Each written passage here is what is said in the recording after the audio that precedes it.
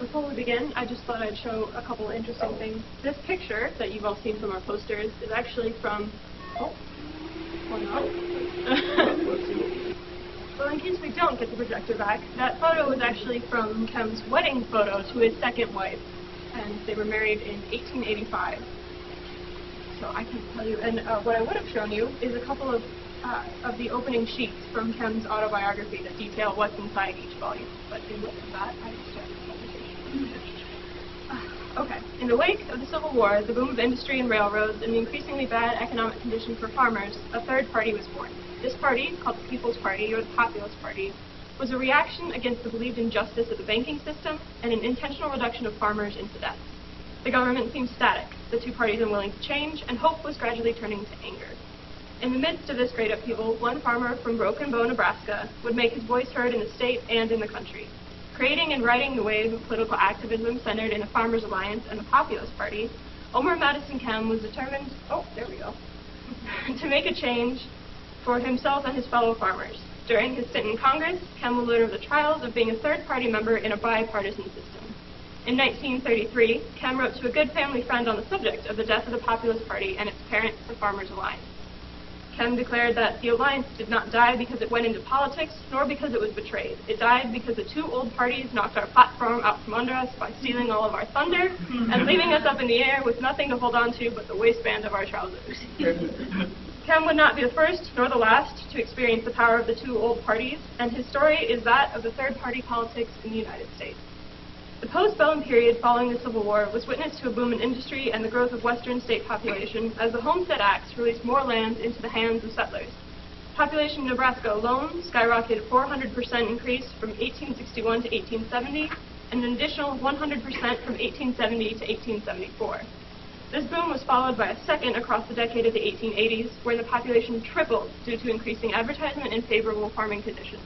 Omer Kem was just one of many who brought his family west in 1881. Born and raised in Indiana, Kem was the last of 8 children, all of whom who had been raised to work. The family carpentry business was only so large, and the family constantly required outside work by the children to ensure ends met.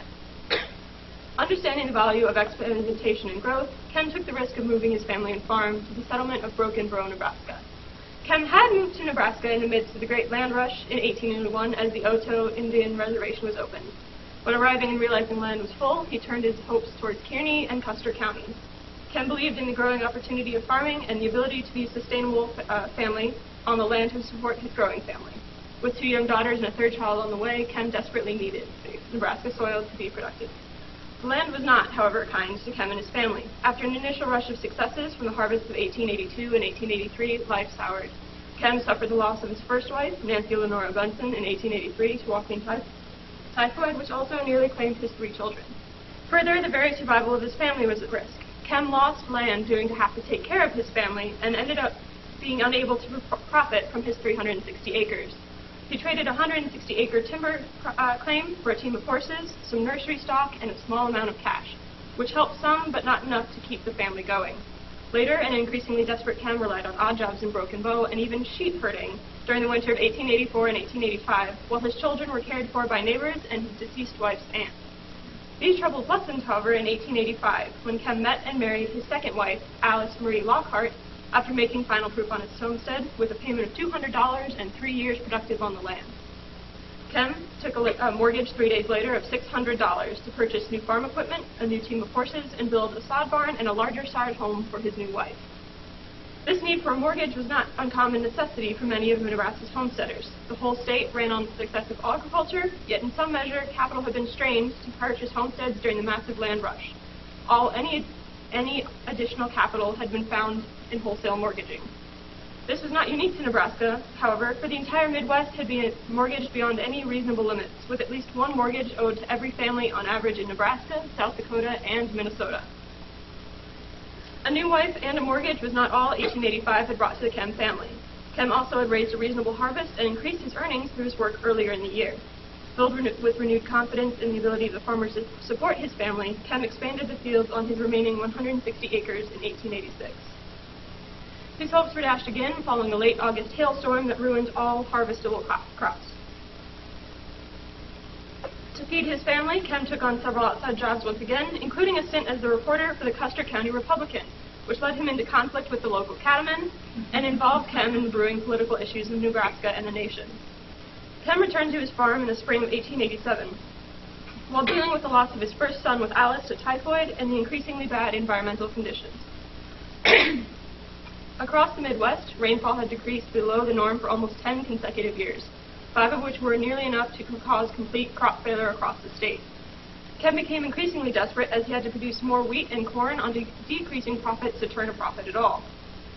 As drought set in, Kem, frustrated with his new lot and the new larger mortgage necessary to keep his family fed, turned against the Republican Party he had thus far faithfully believed in for a new political ideology, the Farmers Alliance and the New People's Party. The Farmers Alliance was created first in Texas as the Knights of Reliance, and later renamed the Farmers Alliance when that name didn't work. As a self-proclaimed farmers' help group, the Alliance provided a method and platform for farmers to work together and somehow combat the issues they collectively faced. The numerous and widespread issues required a united front, which the Alliance provided. Issues like the credit system of purchasing merchant goods, and the increasing lack of land as more settlers moved west, kept farmers in debt and increased frustration with the systems of power. The Farmers Alliance gave farmers the illusion, as it was alone not very powerful to effect change, that there was an institution with a voice loud enough to speak for them in the greater political sphere. Kem had been a member of the Custer County Alliance since 1886, and therein found a place to deliver his message of exploiters within the Republican political system, the dominant party in Nebraska. The group gathered strength as the drought wore on, and in 1889 established a cooperative store wherein every farmer had a $10 share and could buy more reasonably priced goods. This outraged the Custer County merchants, who had relied on the credit system and the farmer to increase their own earnings. This outrage did not have the intended effect of shutting down the store, however. The Alliance took that outrage as a sign of good progress and nominated Omer Kem to a county seat, aiming to remove or at least weaken the Republican power structure. Kem had been a large force behind the movement to turn the Custer County Alliance into a political body, as it had thus far been against going into politics in any fashion. His work and that of other farmers in Custer County had transformed the Alliance into the independent party to defend and support the farmers. Unfortunately for the Alliance and the newly formed independent party, Kem had received and accepted the Union Labor's Party nomination for the University Board of Regents, though he ultimately lost the Union Labor seat. Kem was inspired by the nomination, however, and soon after the elections of 1889, traveled to St. Louis for the meeting of the National Farmers Alliance to get a better understanding of the issues the farmer faced. Kem reported on the meeting to the Nebraska office, meeting John Powers, the State Alliance soon-to-be president, and Jane Burroughs, the founder of the State Alliance, both of whom were against any political action on behalf of the Alliance. Undeterred, Kem returned to Custer County for his 1890 seat as deputy treasurer under independent treasurer David Weimar. To do so, he gave up his farm to renters for a home and 2 lots in Broken Bow. As Kem became more involved in the political workings of his county and state, he and the alliance men of Custer County, as well as many other local alliances, increased the pressure on the State Alliance to fully support the Independent Farmers Party. The alliance soon gave way, and the state convention of the Independent People Party was set for July 1890. At an earlier July district convention, the relatively unknown Omer Madison Kem was nominated for Congress from the 3rd District. Kem began his long and arduous campaign at the state convention in Lincoln, where he won state endorsement and began making his name known outside of his county. Supplementing this first foray, Kem began a campaign to the people, taking his wagons to towns and rallies across the 3rd District in a fight to represent desperate farmers, waving his mortgage bills wildly, lest they forget that he knew their suffering and what it needed to be done. Kem won the election of 1890, much to the shock of the Republican incumbent, along with 7 other populists, all of whom were practicing farmers. Much of the political upheaval of the elections of 1890 were directly linked to the increasing debt and drought. Farmers had little recourse when crops failed. Mortgages had to be paid, new seed and equipment purchased, food and goods for families provided. When the crops again failed in 1890 after hot winds seared the corn, the farmers raised hell and the elections turned to the populists.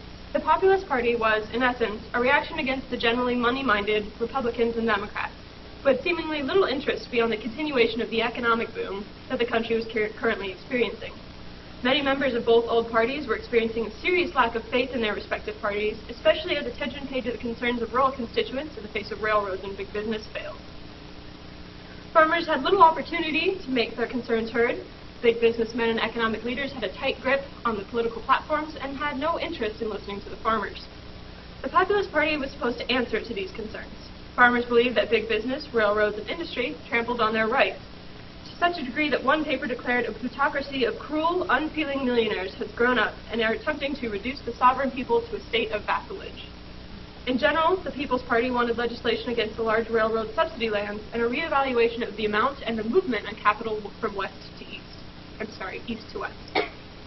The general response by the powerful Republican Party was to dismiss the upstart farmers. To the consternation of many incumbent Republicans, both Democrats and 9 third-party candidates took congressional seats in 1890. While this success was not unimpressive, there were still battles to fight. Firstly, the People's Party was a term applied to numerous activist and reactionary groups across the country. As a nationalist movement, the People's Party did not form until 1892 at a convention in St. Louis. Secondly, those men who had been elected to Congress found their paths blocked and filled with many obstacles. Kem, who had been elected on his loud campaign of reform the money and taxation system, reform of the railroads, reform of the government, reform of the land system, and reform of the tariff, found the House of Representatives restrictive. Kem did, however, have one advantage that many other populists did not yet have: a working relationship with William Jennings Bryan. Kem had met Bryan in Lincoln as winner of the 1st District when all congressmen were leaving for D.C. When Congress finally met on December 7, 1891, Kem found himself in a position of relative anonymity while he watched Bryan, Democratic faithful, take on powerful committee positions. Bryan and Kem, as one, developed agrarian sympathies and the other more toleration of the Democratic policies, found ways in which to work together to benefit each other and their constituents in the 2 sessions each man served. However, this partnership was not to last. Kem had, in his initial term, spoken eloquently when addressing the House and found several bills to support that fit his political ideals. His second term was not so effective. The 2 years between elections had given both Democrats and Republicans an opportunity to regroup, reevaluate platforms, and begin a campaign for the People's Party voters. Secondly, the Populist Party had begun to take on merchant and middle-class interests. The farm was no longer the center of the Populist Party. Kem's second term was a period of frustration as bills supporting free silver, bank reform, tariff reform, and others highly supported by the Populist Party were shut down. Kem also faced a personal response.